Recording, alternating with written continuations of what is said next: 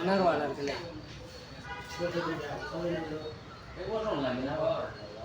அனைவருக்கும்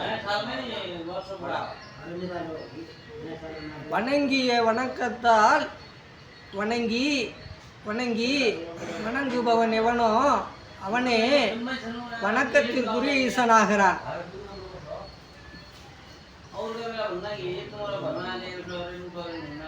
மூணும் சொல்லிட்டாரு, 3 தரம் சொல்றாரு வணங்கணும் வணங்கணும் வணங்கணும்னு. ஆமா, வணங்குவது எங்கே? வணக்கம் செலுத்துவது எங்கே? அந்த வணக்கத்திற்குரிய ஈசனை உணர்வது எங்கே? இத 3ஐயும் சொல்லி கொடுக்கிற இடம் இந்த இடம். இத சொன்னவரு பரஞ்சோதி மகான். 12 மட்டும் இல்லாத அதை நடைமுறைப்படுத்தி உங்களுக்கு எல்லாருக்கும் உணர்த்தியவர் யாருன்னா பரஞ்சோதி மகான். ஆகையினால எங்கே வணங்கணும், எங்கே வணக்கத்தை செலுத்தணும், எங்கே அந்த வணக்கத்திற்குரியான உணரணும் அப்படிங்கிறத உங்களுக்கு உணர்த்தக்கூடிய ஒரு இடம் இந்த குண்டலினி யோக மையம். ஆத்மா எத்தனை சொல்லுப்பா? ஆத்மா எத்தனைங்க? ஒன்று. ஆனா ஜீவாத்மான்றீங்க, பரமாத்மான்றீங்க, ஆத்மான்றீங்க, இந்த ஆத்மான்றீங்க. ஆத்மா அத்தனை ஆத்மாவா இருக்கு. ஜீவாத்மான்றதுன்னா பரமாத்மான்னு சொல்றாங்க. அப்படின்னா ஆத்மா ஒண்ணுதான், ஆத்மால வித்தியாசம் கிடையாது.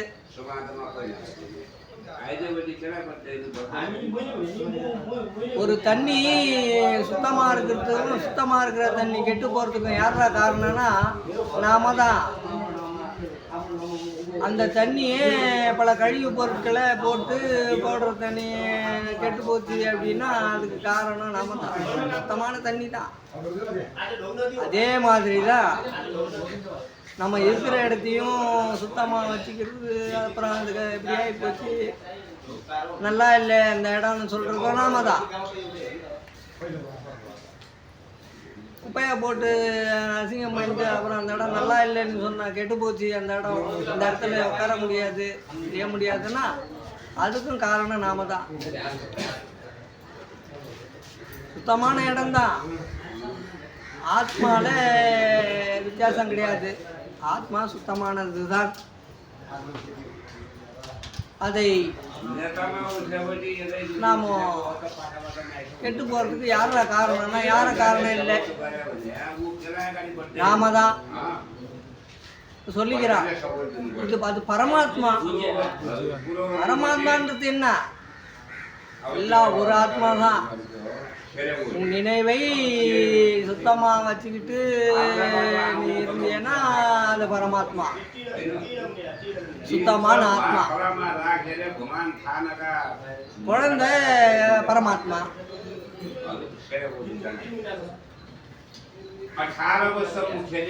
நீ ஆயிட்ட பல குப்பைகளை உள்ள வச்சுட்டு இருக்கிற, நீ ஜீவாத்மானுவேன். அதனால ஆத்மால வித்தியாசம் கிடையாதுப்பா. பரமாத்மான்னு ஒன்று தனியா கிடையாது, ஜீவாத்மான்னு ஒன்று தனியா கிடையாது. ஆத்மா ஒன்றுதான். ஆத்மால வித்தியாசம் கிடையாது. நினைப்பு சீரா வச்சுக்கிறது தான்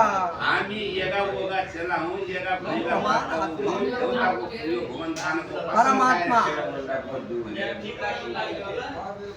அதனால அந்த சுத்தமா வச்சுக்கிட்டு பறக்கும் போது நீ எப்படி இருந்தியோ ஒண்ணுமே இல்லாம களங்கம் இல்லாம குழந்தையும் தெய்வமும் ஒண்ணு.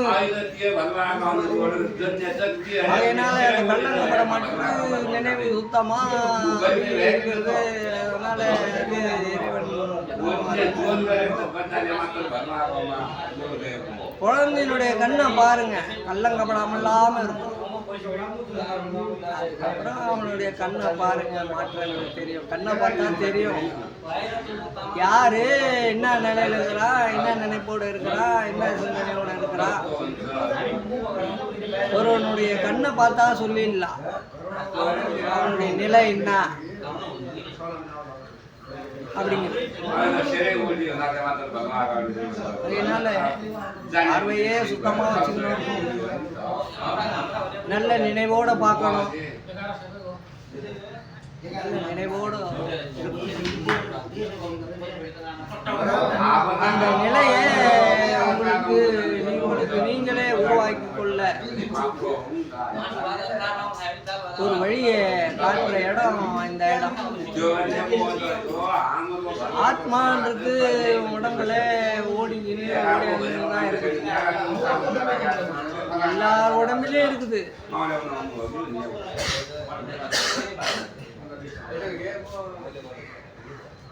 அது எங்க ஓடுது, எங்க வருது, எங்க ஒளியுது, கொஞ்ச நாள் கழிச்சு போய் ஒளிஞ்சிக்குது ஒரு இடத்துல.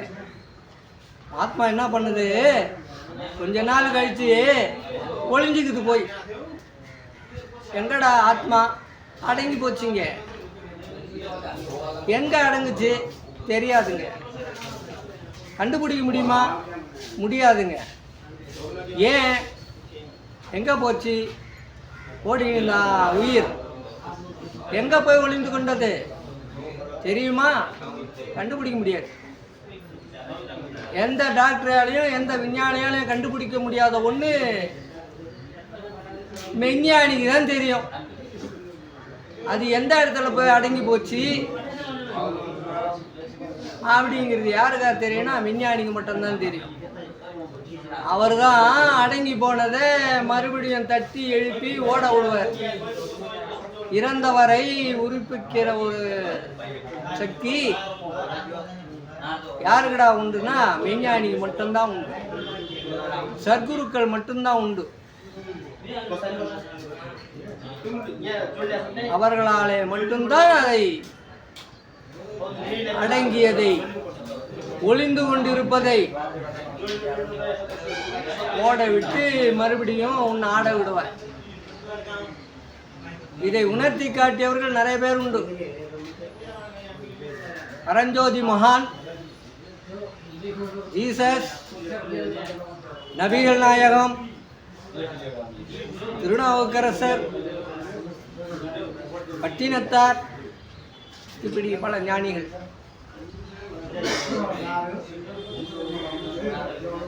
அவர்களுக்கு எப்படி அவர்கள் அறிந்ததினாலே, அவர்களை அறிந்து தெளிந்து தேர்ந்ததினாலே அவர்களால் முடியும். அது எப்படி, தவம் தன்னை வளம் வரணும், உச்சியிலிருந்து உள்ளங்கால் வரையிலும் வளம் வந்து கொண்டே இருக்கணும், அதுதான் தவம். எப்படி இந்த தவம் எப்படி செய்யறது, மூச்சு அடக்கணுமா, அப்படியே உட்காரணுமா, இல்லை தானா ஓடிக்கொண்டிருக்கிற அதை அடக்கக்கூடாது, சும்மா இருந்து சுகம் பெறும். அந்த சக்தி, அந்த குண்டலினி சக்தி எங்க இருக்குது அப்படிங்கிறத தட்டி எழுப்பி பருவத்திலே கொண்டு வந்து நிறுத்தி, இத பாருப்பா, இத கவனி, இத கவனிச்சேன்னா உனக்கு எல்லாம் விளங்கும். அது எட்டாத தற்பரத்தை எட்டி எட்டி உட்புறமாய் உட்சென்று உற்று நோக்க அப்பறமும் இப்பறமும் ஏக பராபரமும் உனக்குள்ளே நீ எங்க அறியணும், உனக்குள்ளதான். ஆனா அது எட்டாது, அவ்வளவு சீக்கிரம் குடிபடாது. மறையும் ஒளியும்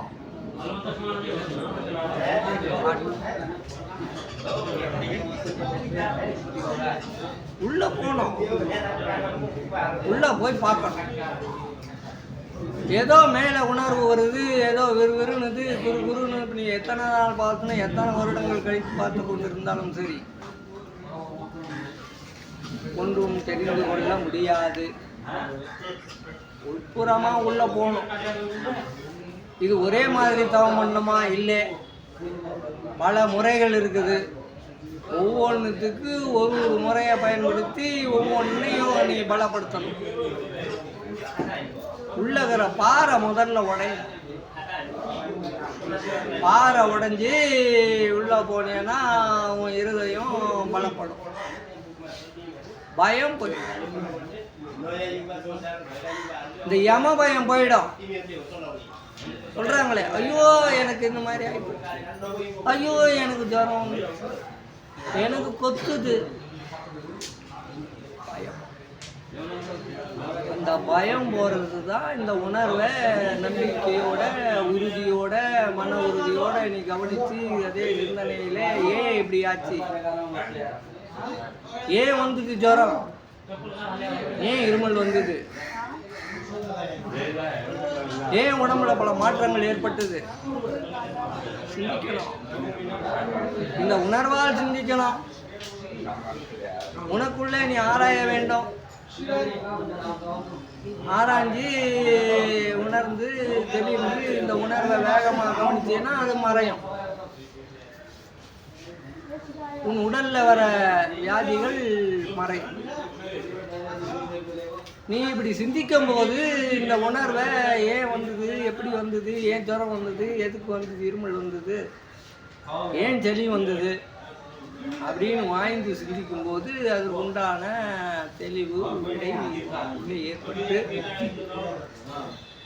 ஓ நான் இது பண்ணதுனால அந்த மாதிரி ஆயிடுச்சு, ஓ இது சாப்பிட்டதுனால அந்த மாதிரி ஆயிடுச்சு, சரி அதை கட் பண்ணலாம். சளி எங்கே இருக்குதோ, சளி தொண்டையில் இருக்கு, நெஞ்சில் இருக்கு, நாசியில் போயிட்டு அடைக்குது, மூச்சு விட முடியல. இந்த உணர்வு இதே சிந்தனையோட கவனிக்கும் போது இந்த உணர்வு அந்த இடத்துல போய் அது சரி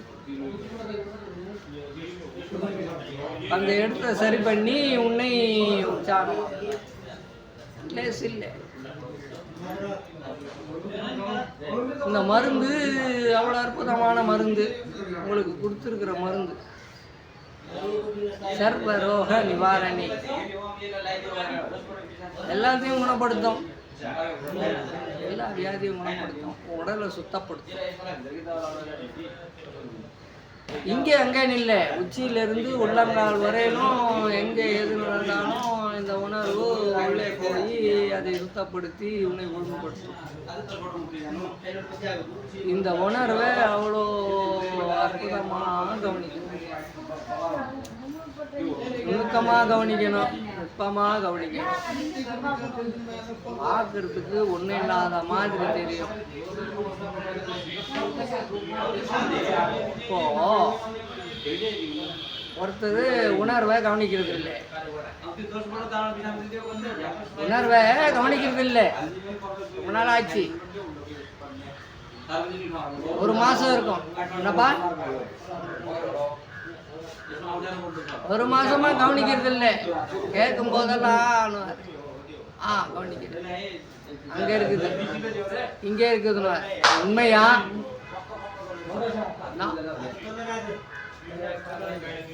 அவருடைய கவனம் அதுல இல்லை, கவனம் சிதறி போச்சு, உணர்வில் கவனம் இல்லை, நினைப்பால பாக்குறது இல்லை, அறிவால அறியறது இல்லை. எந்த பிரச்சனை வந்தாலும் எந்த இடைஞ்சல் வந்தாலும் இந்த உணர்வுல இருந்து எப்படியா பிரச்சனைப்பட்ட பிரச்சனையாக இருந்தாலும் சரி, இந்த உணர்வில் இருந்து உணர்வில் நடந்து உணர்வில் ஓடி நீ ஆராயணும். என்ன பண்ணோம்? உணர்வில் இருந்து கொண்டு உணர்வில் நடந்து கொண்டு உணர்வில் ஓடிக்கொண்டு உணர்வில் உலகத்தை கொண்டு உழவிக்கொண்டு நீ ஆராய்ந்து. ஆனால் உன்னுடைய மனச்சலனமும் உன்னுடைய பயமும் உன்னுடைய விரக்தியும்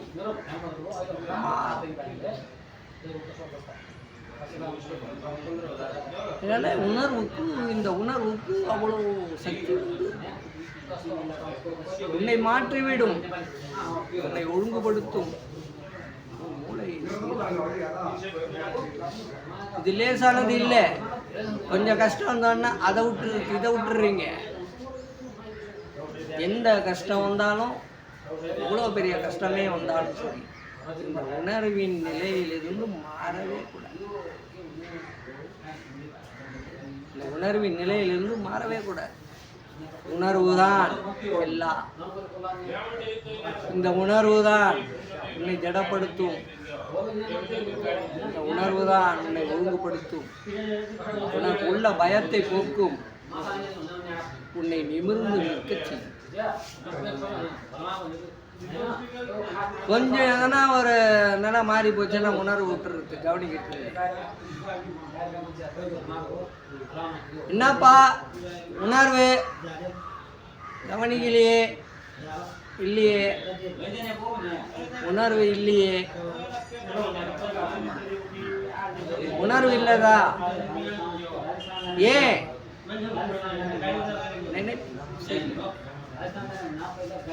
நினைப்பு ஒழுங்கா இல்லை.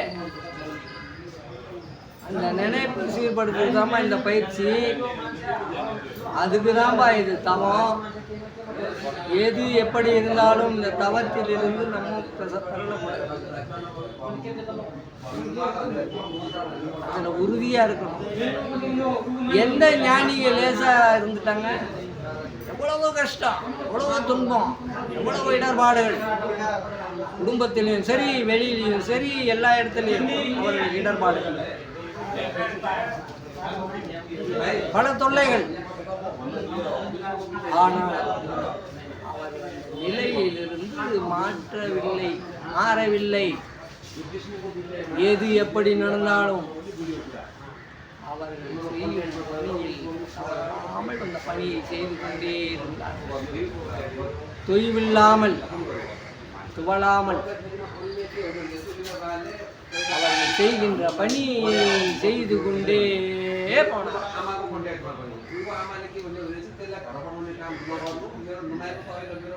உணர்வு லேசு கிடையாது. சொல்லிக்கிட்டே இருக்கிறேன், உங்களை ஏமாத்தும், உங்களை அலைகழிக்கும், உட்கார விடாமல் பண்ணும், கவனிப்படாம செய்யும், உங்களை சில நேரத்தில் பயமுறுத்தவும் செய்யும். உணர்வு உங்களை பயமுறுத்தவும் செய்யும். இது லேசு இல்லை. அதனால இந்த உணர்வை நீங்க விடாம வைராக்கியமா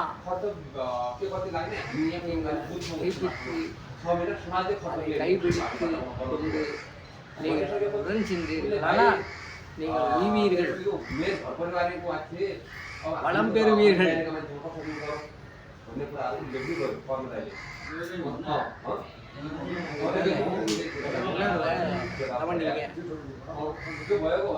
முதல்ல உங்க உடம்ப அது சீரா, உங்கள் உடலில் உள்ள குறைபாடுகளை நீக்கும்.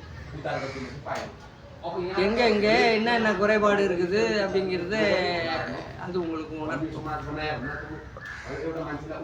ஸ்கேன் போட்டு பார்க்க வேண்டியது இல்லப்பா.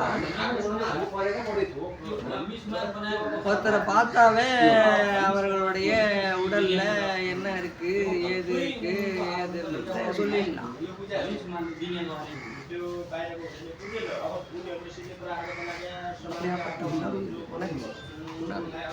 உணர்வு, உணர்தல், உணர்ச்சி. உணர்வை கவனி, அப்புறம் உணர்வு.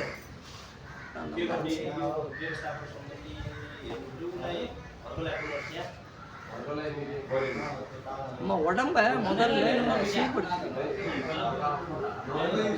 முதல்ல சீர்படுத்திங்கன்னா தான் மற்றது எல்லாம் உள்ள உலகத்துறவர் கொஞ்சம் சீரா உலகத்துல. இல்லைன்னா பல இடைஞ்சல் பண்ணுவார். உடம்புல இடைஞ்சல் பண்ண உடனே மூளையில் இடைஞ்சல் வந்துடும். மூளையில் இடைஞ்சல் நல்லா இருக்கும். சிந்தனை எங்கெங்கேயோ போகும். தைரியமாகவும் இன்னும் உற்சாகமாகவும் இருக்கு. இதுதான் இந்த உணர்வு தான், உணர்வை தவிர வேற எதுவும் கிடையாது.